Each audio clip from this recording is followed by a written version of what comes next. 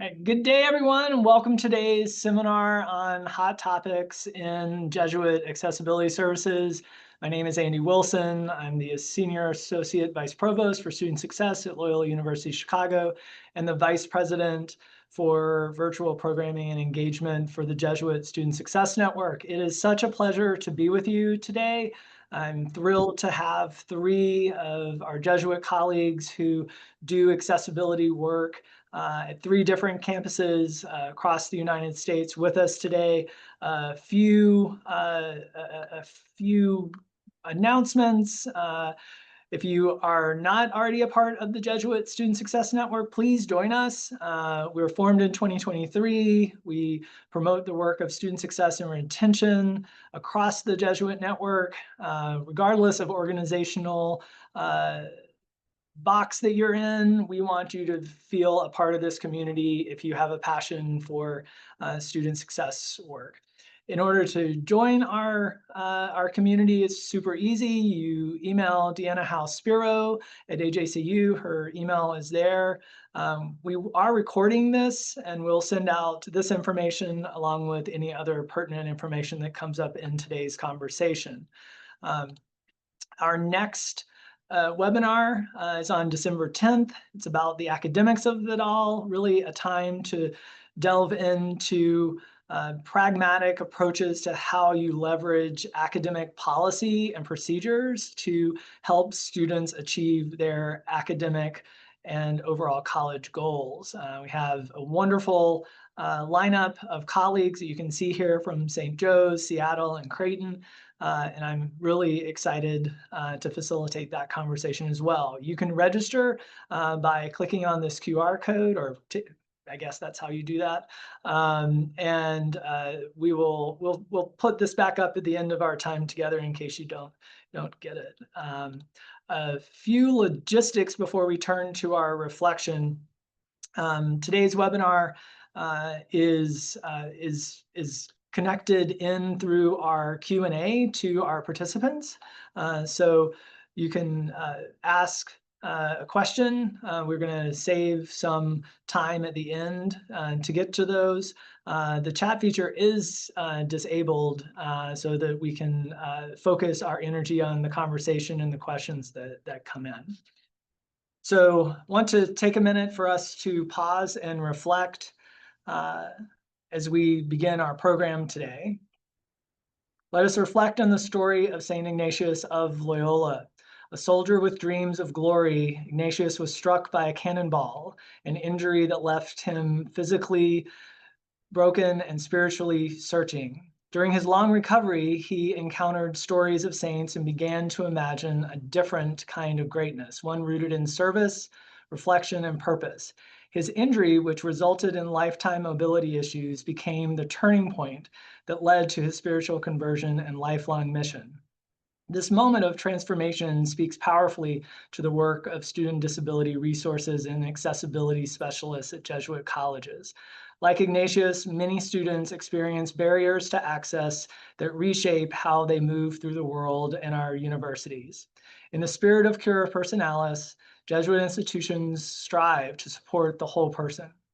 Disability resources offices help ensure that every student is seen, heard, and empowered to thrive. They remind us that inclusion is not just a policy, but a practice rooted in dignity and justice. As we begin this program, may we carry forward Ignatius's legacy to find grace and strengthen our stories and a community that is accessible to all. Amen.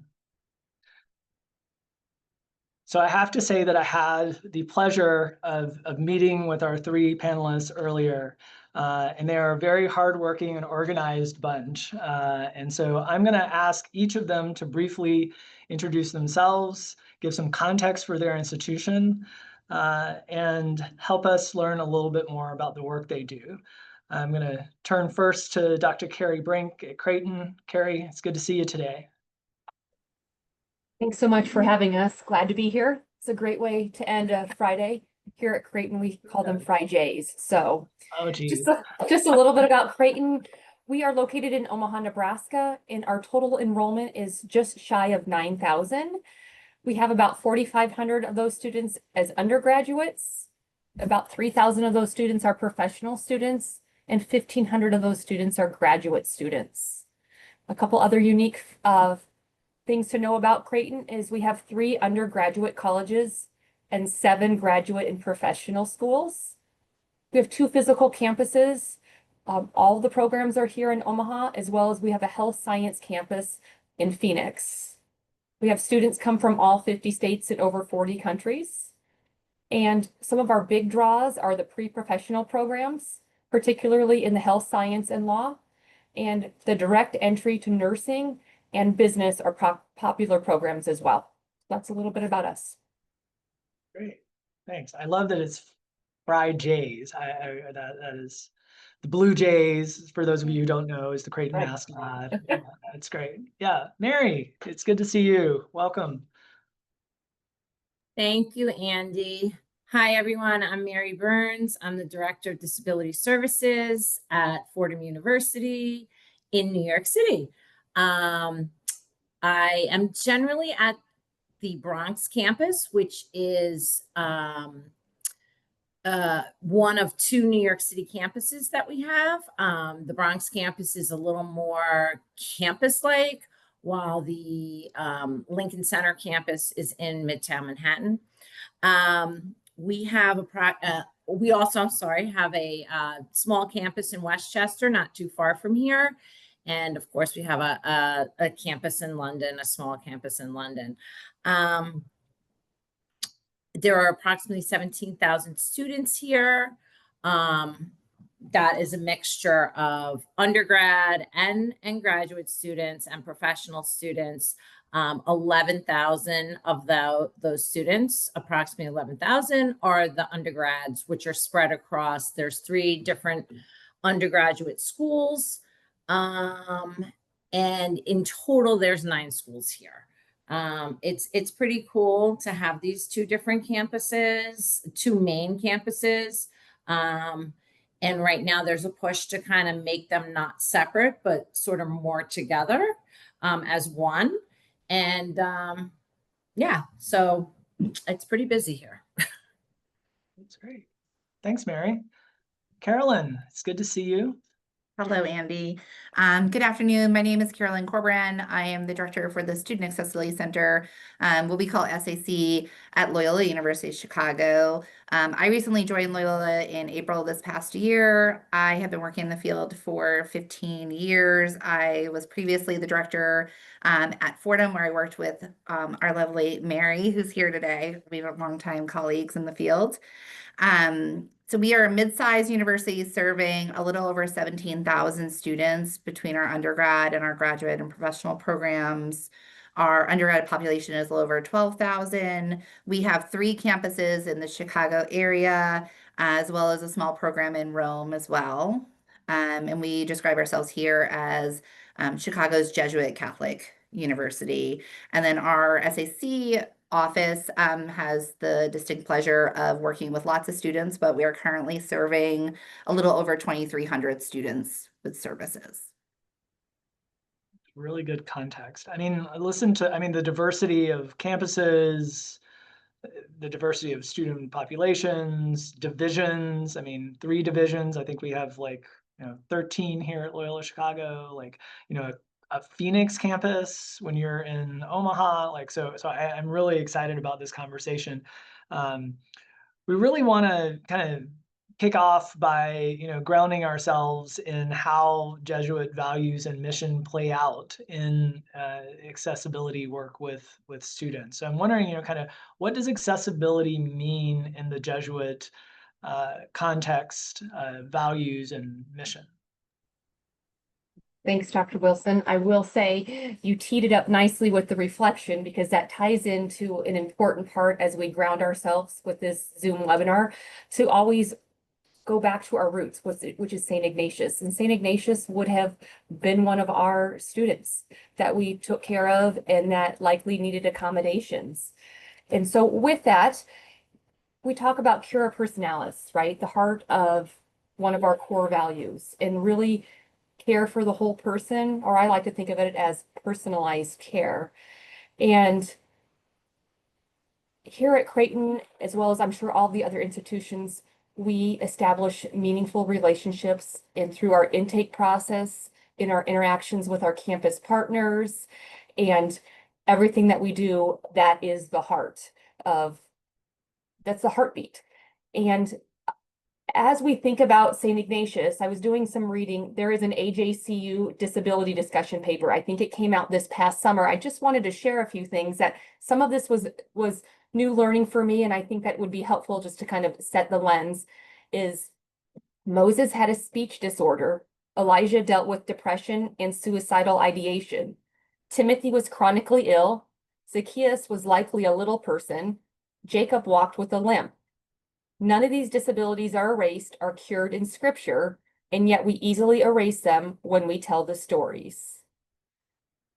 So I share that sometimes in the busyness of our work, we forget why we're here and the mission. And I think to help spread the mission, whether we're talking with faculty, staff, or students, it's important to remember it all goes back to St. Ignatius, because without St. Ignatius, we wouldn't be here. Just a couple more thoughts about St. Ignatius, and then I'll go into a few more Creighton specific, is that he likely would have needed more time to get from class to class. He likely would have needed to use an elevator to get to the 5th floor. He might have needed excused absences for days when his leg was spasming. You know, when you talked about him being injured as a soldier in his leg. So with that cura personalis, and I know the other ladies might touch on that, another piece that's important to mention is that we're men and women for others. When we decide to work at a Jesuit institution and the students under our care, we make a commitment to help others, especially the poor and the marginalized. So accessibility is a justice issue. And so ensuring this is in the fabric of who we are. And sometimes that's easy to forget when we're trying to check off tasks off our list. So I know the other ladies might go into a little bit more, but it's important to kind of anchor us as we move forward. Yeah, that's really good. Carolyn, Mary, you going to chime in, add to what Carrie has shared?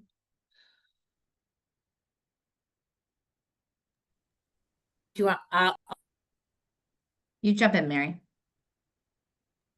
sorry. I thought I was, I thought I was unmuted. Hi.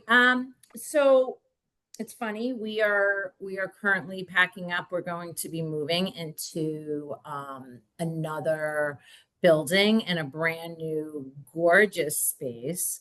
And we're trying to figure out what we need, what we don't need, et cetera, et cetera. And the one thing that we want to do is, in thinking about in the move, is besides how beautiful it is and how it's going to be much more accommodating for students, we are going to put somewhere in there our theme of cura personalis, care for the whole person. We want to just kind of, I don't know, paint it on there. I'm not very artsy, so we'll figure it out. But cura personalis is really kind of the theme that we try to use in this office all the time. Excuse me. We, obviously we try our best to be empathetic with our students, try to help guide our students, teach our students. And we don't just leave it with accommodations. We also help them with responsibility. So when you don't sign up for a test 3 business days ahead of time, we will definitely still let you we'll fit you in somehow. But we'll have a little discussion now, not the freshmen, but maybe as the year goes on, and just explain to them, because we feel like there's more than just the academics, more than just a function as, this is what we hand out, et cetera, but more about like the whole world, the whole person, and take away more than just, well, I had these accommodations in college, and more than just, oh, these professors help with this and that. I want them to see it as like they've learned life lessons while they have been here, maybe through our accommodations office. Also, we like to take care of the faculty.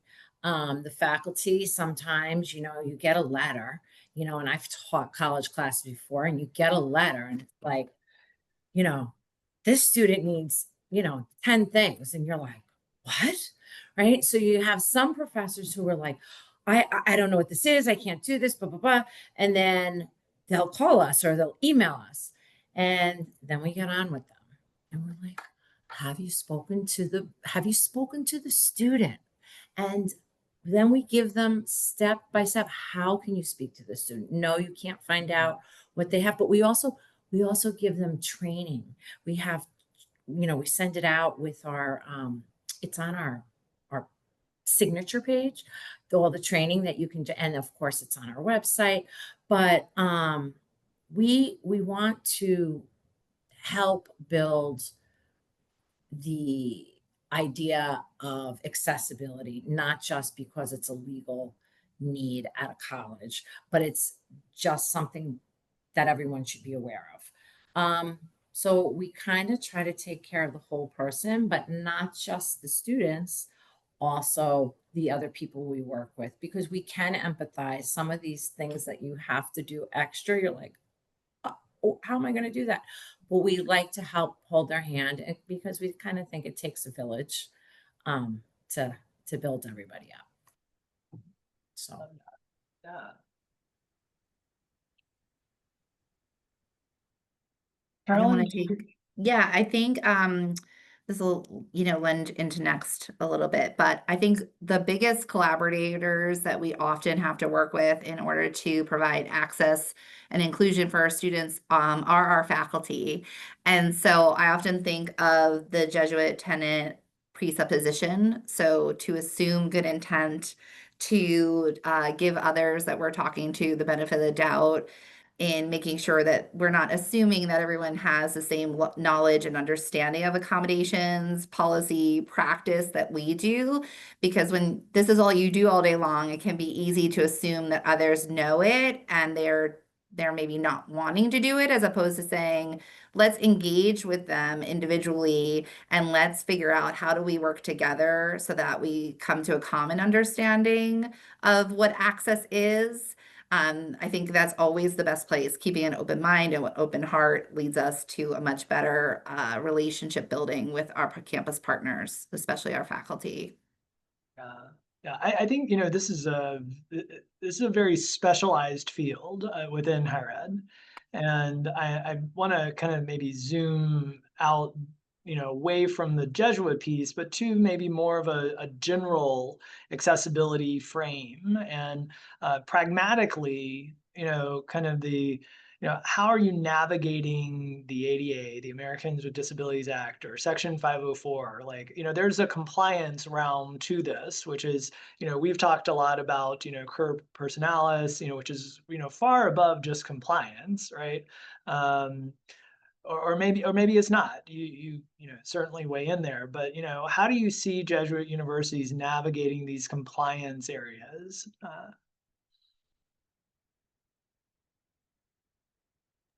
I'll jump in first. So here at Fordham, we have an accessibility committee. It's all just like volunteers from across the university, all of my office. IT is who started it. Diversity, legal, HR, facilities, you name it, we have it on here. And what we try to do based on all of these people is we try to spread the word. And it's not just about accommodations in the classroom. It's just everywhere. It's just being aware. We try to spread awareness. And sometimes while providing other people with accommodations, or the students or staff, anybody on the campus, it also helps other people. So right now we would like to get a ramp built from the steps where a lot of the students graduate down to the field, instead of installing a ramp every year. And we're also looking at it as it's not just going to help students and people with disabilities, but what about the people with baby carriages? Or what about the people carrying their things? It should just be a part of life that people aren't like, well, that's there for the students, the people in wheelchairs. That's not how it should work. Our office is the IT office here is very, very proactive. We have really good relationships with them. I actually feel that at Fordham, our office has very good relationships with many of the offices that students have to interact with. But faculty IT has liaisons between their office of the faculty IT office and each department, like psychology, English, whatever. So they help us to make sure that everyone is following all of the new rules and guidelines, etc. And they're also very available. They'll not only help the professors, but they will also help us by listening to the different things that we're finding out that maybe students say to us, or parents, or guidance counselors from the high schools who call us. And because of that, we've been able to get census access. I don't know who, census access helps people make their documents accessible.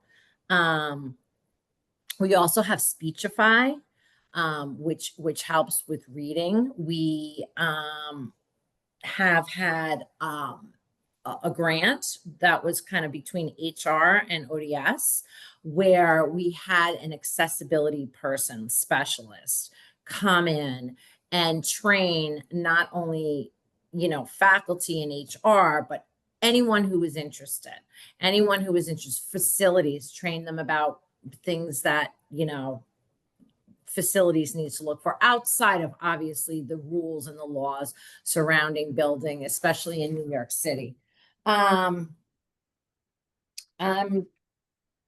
We have right now, there is a discussion about hiring an ADA coordinator. Some schools have that, some schools don't.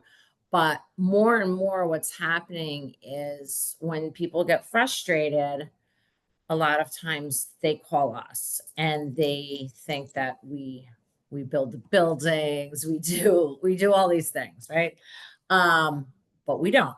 But we have, we will contact the people who do, and we will also, put them together, hook them up together. But the ADA, so that's just one thing that could be an issue. And IT is just, IT and facilities at Fordham are just so good.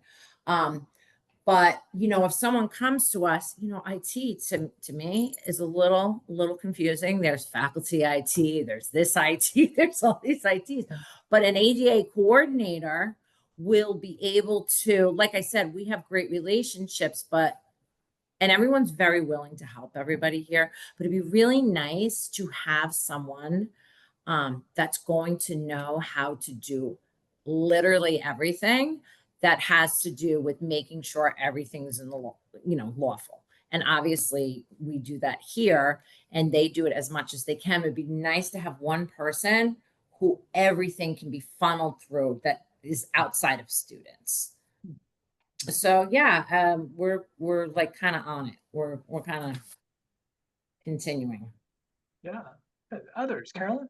Yeah, that's so great, Mary. I think I mentioned a little bit, right? We work so closely with faculty, and I think that you can't always assume that things are going to stay the same, right? I think in this field, if you work in it, you know that things are constantly evolving. We can have a new guidance come out from the Office of Civil Rights at any point in time. You can have, which are interpretations of how the ADA applies.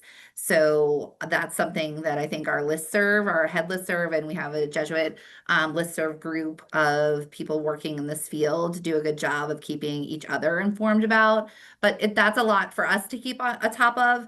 And certainly faculty aren't necessarily able to keep on top of that, right? So it's thinking about when we have situations that arise that may, veer into a compliance concern, that we're making sure that we're taking the time on, doing it in a thoughtful way to work with faculty and department chairs to bring everyone's level of understanding to the same playing field, right?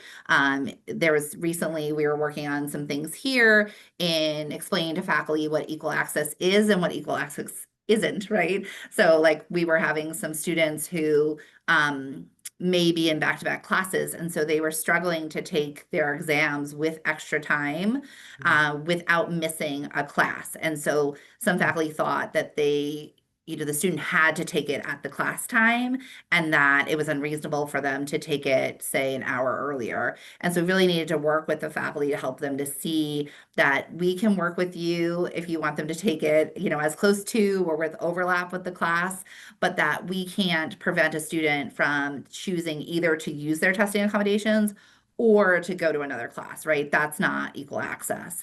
And it just wasn't something that people were aware of, and that's okay. And so now we're getting, everyone up to speed. So just being aware that just because you have been doing something one way doesn't mean that you can't change.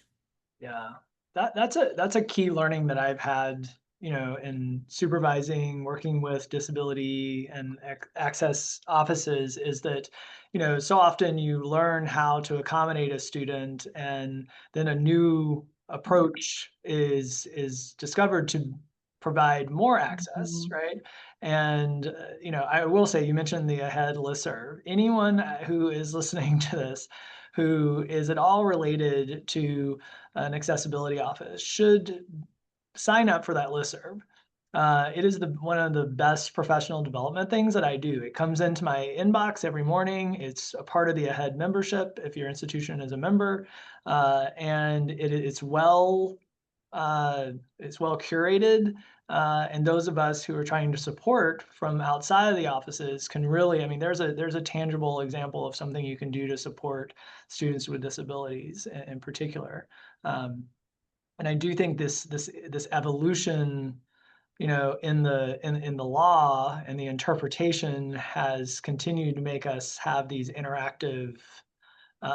It's not just interactive with the student; it's interactive with the faculty, and as Mary said, the facilities and the IT, and and this is just with the students. So the ADA coordinator would be for the entire community. So that's particularly interesting. We're kind of getting into the challenges, right? And we could probably have, hot topics could just be challenges. But I really want to. I think it's important for us to not air grievances, but this isn't Festivus, but the idea of like, what are you facing in your day to day, the barriers that you're facing to remove the barriers for the students. I think that would be particularly helpful for us to spend some time on. Yeah, absolutely. I'm going to kick us off on this question. I think, resources is always a challenge. I think everywhere that I've ever encountered, and, it might look different at different institutions. So I was really impressed with the people resources that Loyola was able to invest in this work, because the work we do, while there are some technological advances and AI, opportunities, the work is really done person to person. And so the people in the office doing the work matter. And so that was one of the big draws for me to join Loyola. But also thinking resources in terms of your housing inventory. So I think more and more people are requesting housing accommodations, and there are only so many rooms at the inn, if we're sticking with, Catholic biblical references. But, a challenge I think we probably all share is having enough inventory for students who are seeking, a single room or a private bathroom. And those are places where we have to work with our campus partners. And it can be super challenging when we in this office, right, may feel a student really needs something, but we don't have it to give. So then it can be a frustration or pain point for the offices in working together and collaborating. A really good point. Others joining Carolyn, or other challenges that you see you and your staff's facing in particular. I would totally echo Carolyn's comments about rooms, especially in New York City. It's they're not as abundant as maybe in other places, but that is definitely a challenge. There's two that we face here. I mean, there's two that I'll talk about. So one of them is that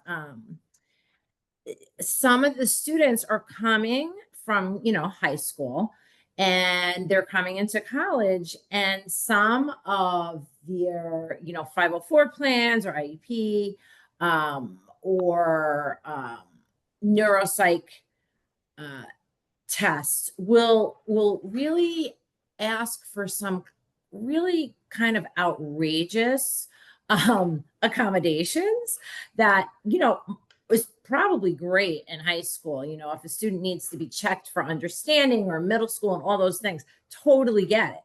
But in college, it's different. So sometimes we do have some challenges with the students and the parents, because they don't understand that it is very different once you hit the college level. That's one of the issues. And, we usually talk it through, and, it usually works out, obviously. The other issue is we are finding that we're having a very diverse population of students registered with our office and how we can assist the different groups. So, for instance, we've been putting our head together for years now. We have a rising population of students with autism, and a rising population of the students, the level of autism that they experience. So after talking about it, finally last year put together a program for students with autism. It's a voluntary program. And it is, at this point in time, it is a supplemental program, so that it is something that needs to be paid separately, although we do have things in place to assist.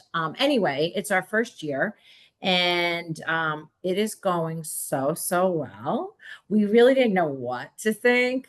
There's only 5 students, and there are only 5 students.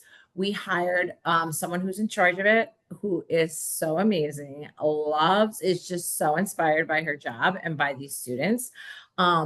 And so 3 are first year, one's a sophomore, and one's a senior. And I just feel so badly that it wasn't here for the sophomore and senior, because it's amazing to listen to them in the next room. They're just, so, it took a while to come up with and try to figure out how we're going to handle this and what we're going to do. But it's probably one of the best decisions that's ever happened here. We also find, and I think everyone listening to this, the first year students, it's like that. They tug on my heart. The students who are homesick, their homework, they're homesick, they're confused how to get stuff done, etc., etc. They're just uncomfortable living with another person, even if they like the neighbors down the hall, whatever it is. So it's been really it's been so sad. And having my own 3 kids go to college and experience that too, is I couldn't listen to it anymore. So we paired up with the psychology department, and they're also looking to increase the amount of internships, whatever, on campus, as well as off campus. So we started a peer mentoring program with them. We had an interview, we interviewed them. So we have currently 5 at the Lincoln Center campus in Manhattan. We have 6 here at the Rose Hill campus. We also, one of them is interning in the Minds is the name of our program for the autism program. And one of them is an intern for that program. And the other 11, which spread across 2 campuses, they're so great. And they were just interviewing them, they were just so excited. And most of these students they're all psychology majors, they're juniors and seniors, but didn't know if we just have to say, oh, let me get some easy internship on campus. No, these kids are so into it. So it's not only beneficial to all the first years, and they've had a lot more interaction with these students than we would have expected, actually, because some of the kids are like, oh, I'm not doing that. But they're still, some of them are still doing it. And now we're going to send them a next batch of students who we've done intakes with over the past month. So that's the next, and they're also doing some research. So it's like, we're doing our best to find solutions. Right. They're not always that easy, because also another thing I'll just quickly say that Carolyn said is funding for all of these things. Peer mentoring is free, and we're trying to, totally get a grant for the Minds program. But and space. So That's great. I mean, that program sounds great. And it is natural to, as we evolve our services, to not have some sense of like what could have been. I mean, right. I went to college before the ADA, right? Yes, Like, me too. there was, these offices didn't exist when I was an undergrad, and I just think about my close friends who could have definitely benefited from them. Carrie, what's on your mind as we think about the challenges? What comes first to your mind, either to join Carolyn or Mary, or to take us in a slightly different direction? I echo much of what they have said. I think when we start to think in numbers, and some people are more quantifying individuals, according to the AJCU paper, nationally, 21% of students who are in the undergraduate and 11% identify as disabled. And so if you can take a quick calculation of your current enrollment, that should give you some idea of the possibility of number of people that have been enrolled. And so some of them do come to us, some of them don't, but I think sometimes when we put a number with it, that helps.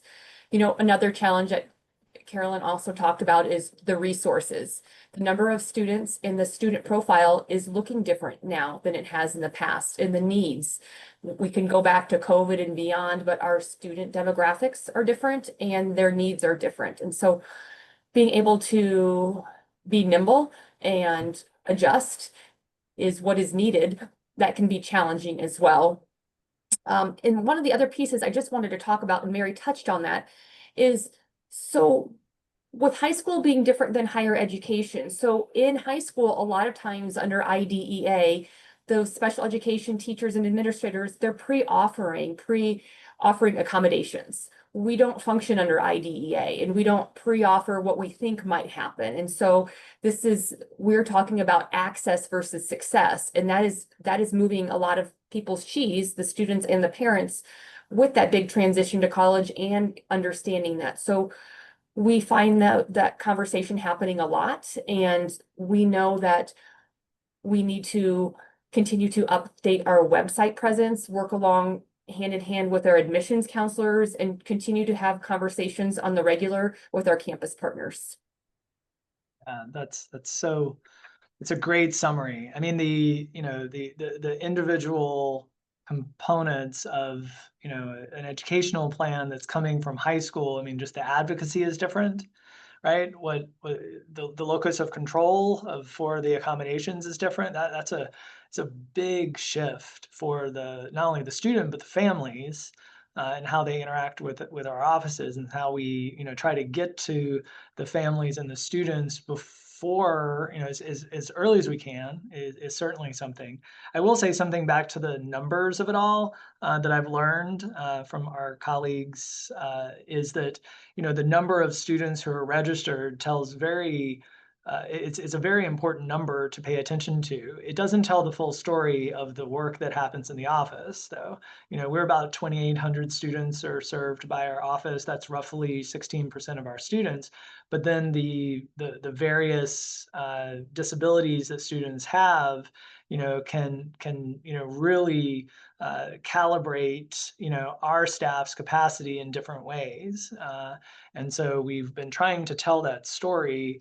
By the way, when I got here, we did a consulting visit, and we thought that we would have, after that consultant, a much smaller group of students. We've seen big increases in the number of students, upwards to 42% one year, then 28%, but it's trying to capture the capacity that the staff have and the caseloads per specialist. I mean, it's just a real complicated thing to describe in a quantifiable way. I think you're right, Carrie. It's hard to do that. So I don't know. Sometimes I feel like it's not even worth it, but it is.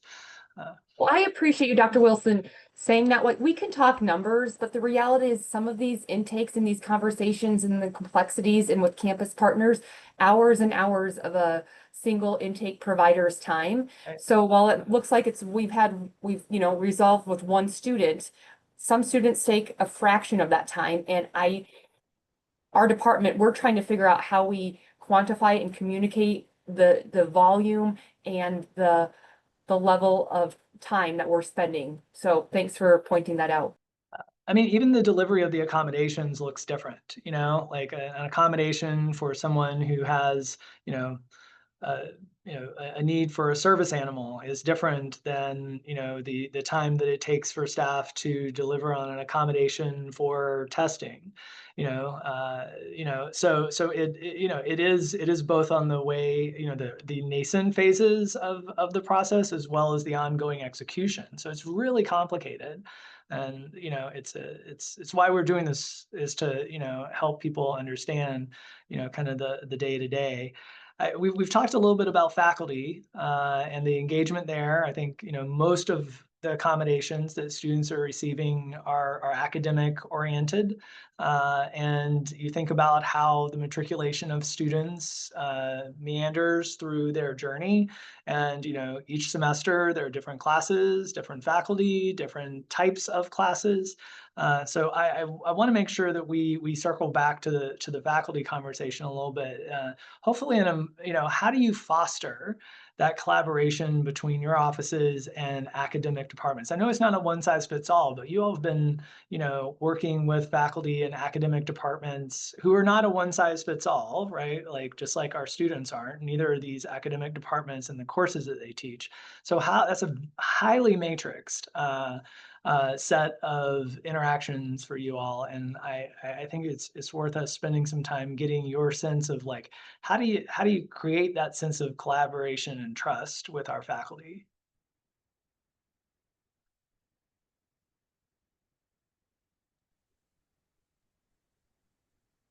Mary, do you want to kick us off? Yeah, sure. So with the faculty, we do, as I mentioned before, we did get a grant. I think that was 2 years ago, actually a grant 2 years in a row, that helped do a lot of explaining of universal design. And so many examples, and the person presenting was so great at she was just really engaging, and she had everyone doing activities and things like that. Unfortunately, everyone is busy. Professors aren't all here at the same time, et cetera, et cetera. So finding the time for a professor to come, or finding the time for us to make the proper times for professors, faculty to be here, is not that simple. Yes, did a number of different presentations, different campuses, like I said, different groups. But so, worked on that. We have, as I also mentioned before, we have a great IT department. The IT department really works well with us. We don't have a technology specialist in our office. Some schools do, some schools don't. But the IT department that we work with, faculty and others, they will do anything to help the faculty, and they will also, that it's going to help them, well, just in general, but also they will do anything to help the faculty accommodate the students. They will also help our students, even though that's not really what they're supposed to do. But if a student needs training on how to use a screen reader or whatever it is, they will do it. Yeah, we could do it, but we're not specialists in that. The faculty, IT is, they're just really, really helpful. So we want to make it so that, like, this is a professor can just go, oh yeah, that's what you do. Oh yeah, not a big deal. Just do this, you know, et cetera, et cetera. If someone calls, a lot of times now, because a lot of students need accessible readings, and tests and everything else. I feel like there's been a huge improvement in this since COVID, because faculty had, you know, they were teaching online and they had to upload all of their things. And there was a lot of, back then, that was kind of like an emergency, like, well, this is what you have to do. And we all kind of work together.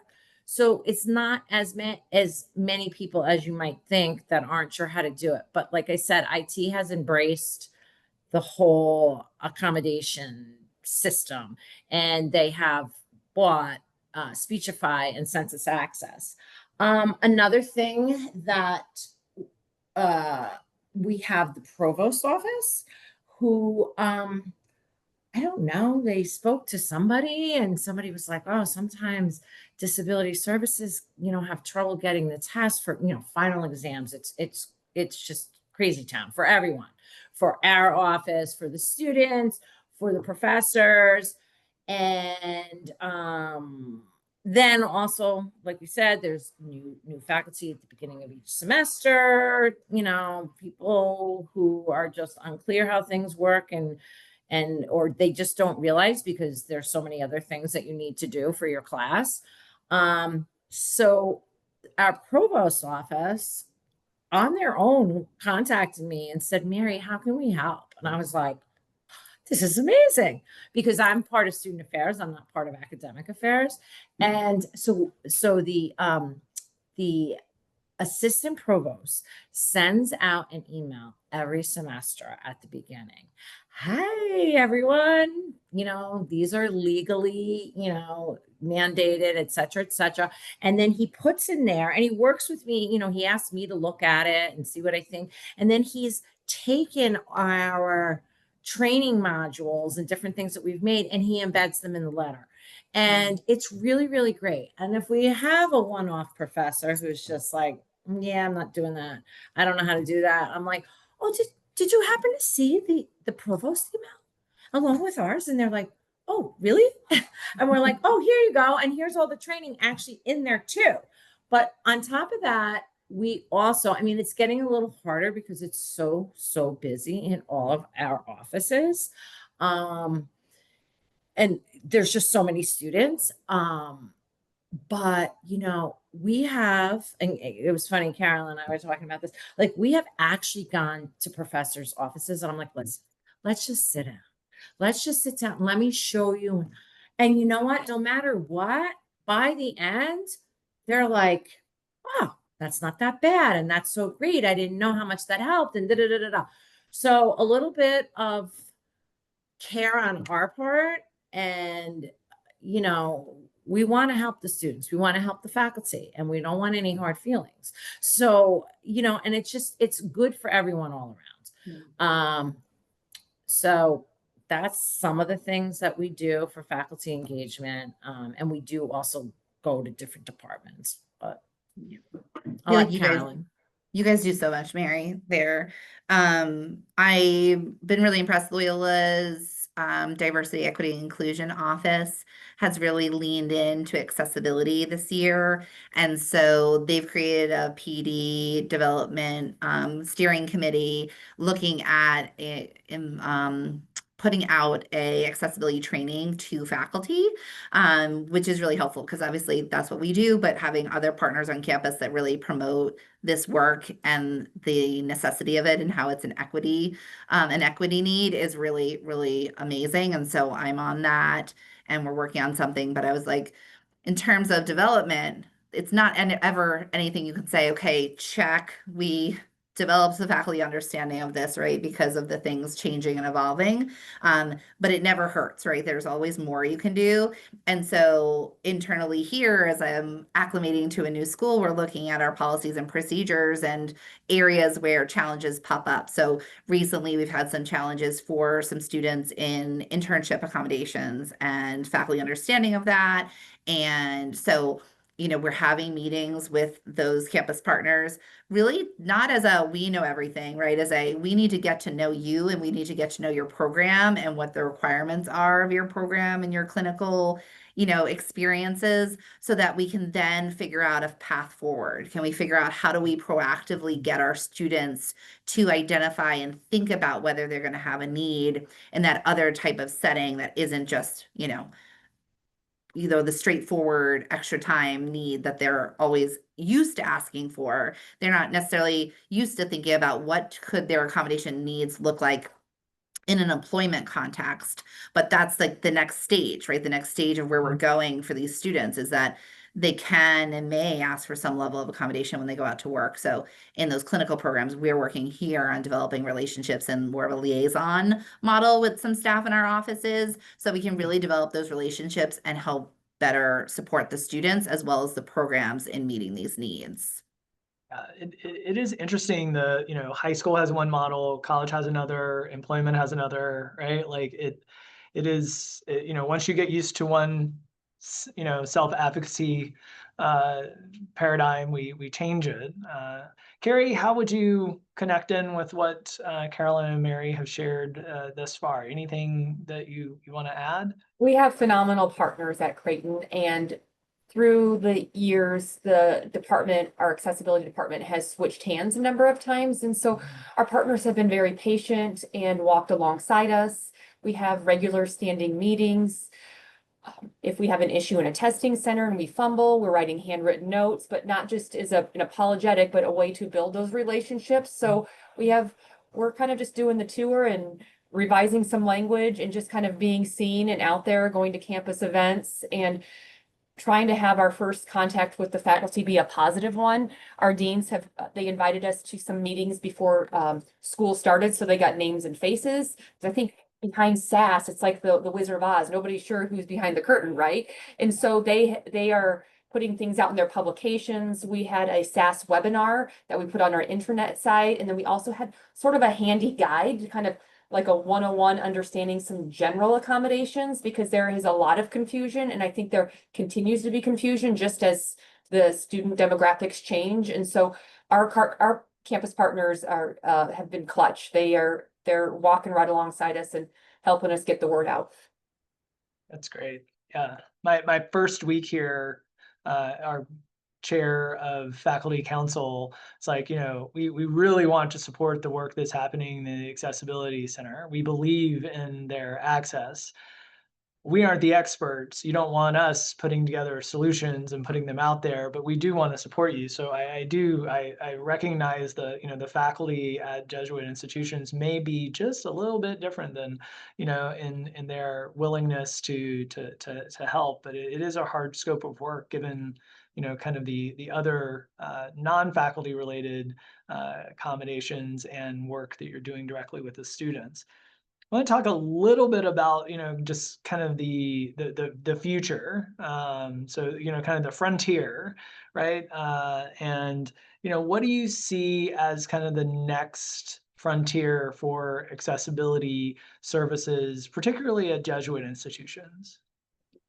Great question. I think there's rarely a conversation these days when people don't talk about AI. I want to talk about AI through the lens of cura personalis. So I want to be clear here that AI does not take away the human component, that caring piece by any kind of the imagination. We need to use it as a tool. It can support our work. And we always need to make sure when we think about AI that we're prioritizing the privacy and confidentiality. In the AI should never replace our documentation process or that human interaction. And so we want to establish that balance of how AI can help us be more efficient, but not lose that human component.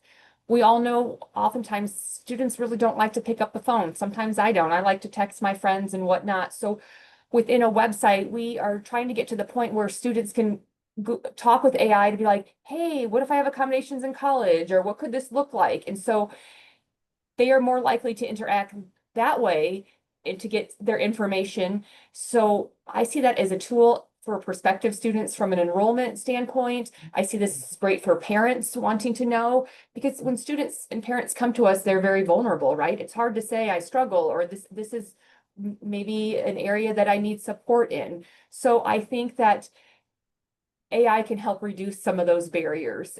Some tools for AI could be note-taking, could be transcription, captioning, text-to-speech, and just other ideas to help organize. So I think that AI can help us better care for our students, but always knowing it's a tool. It is not a human. Yeah. Yeah, the Yeah. technology. I just think about how Zoom has changed this particular functional area. You know, students not having to walk in to an office, you know, allows them a bit more privacy and to not have to manage the stigma that they may feel. You know, so yeah, I'm glad that you kind of went with the technology. Yeah, Carolyn, I was gonna what's say, on your mind for the future? yeah, so I am not the most tech savvy person in the whole world with AI, but I'm trying to embrace. And I know creatively last year I got involved with a student. We had a student who is pre-med who had recently lost her sight. And so we didn't really have, the student didn't know their needs well in advance, and we weren't had enough time to prepare. And so we looked at AI and using ChatGPT to develop and image descriptions of this biology class that was like extremely image heavy in a way to take some of the load off of faculty to accommodate the student. And so we sort of created these, PowerPoint descriptions of all these images of cells and different things through ChatGPT.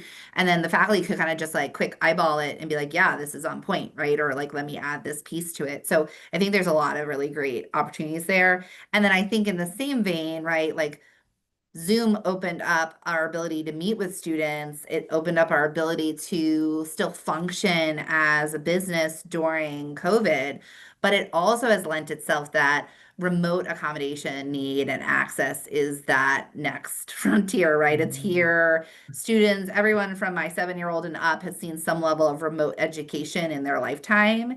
And so it's no longer that huge ask to say, hey, they just call it Skype, right? That's my aging me. Like, can I Skype in? Now it's like, can I Zoom in or Teams in to the class? And so I think that's created a challenge as well for institutions to think through how do we respond to these requests, make sure that we're, evaluating them fairly, and also responding and looking and saying, if we can do it remotely, how do we do that? And I think higher ed sometimes is like slower to shift from our in-person in the classroom model.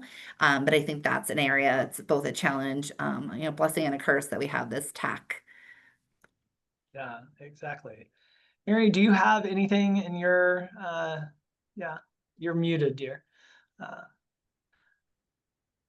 We're going to get cut off in a minute. So I'll just say that that was also going to be my example. We have a student who is blind who just started here. And of course, he's taking physics classes and things like that. And we asked the professor ahead of time. None of us were physics majors. And it was like Greek. Anyway, we put it through AI to make it so that the student would be able to access the notes and be able to learn them. And we did the same exact thing. We sent it back to the professor, and it all worked out great.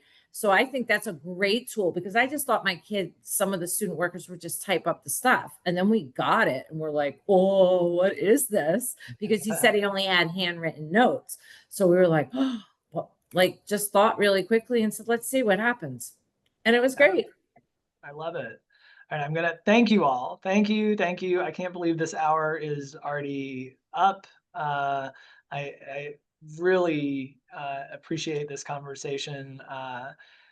Your expertise, your time, your wisdom, the pragmatic components to this. There's a lot to cover, and a lot of respect that I have for the work that you all do. So thank you. Our next virtual program is on December 10th. The academics of it all, and we will send out a recording of this to everyone who registered with some notes. I wish that we had time to get to our Q&A, and there's just too much ground to cover, and our panelists are so fabulous that it was really time well spent. So thank you so much. Have a great weekend, and we will see you soon. Take care. Thanks, Andy.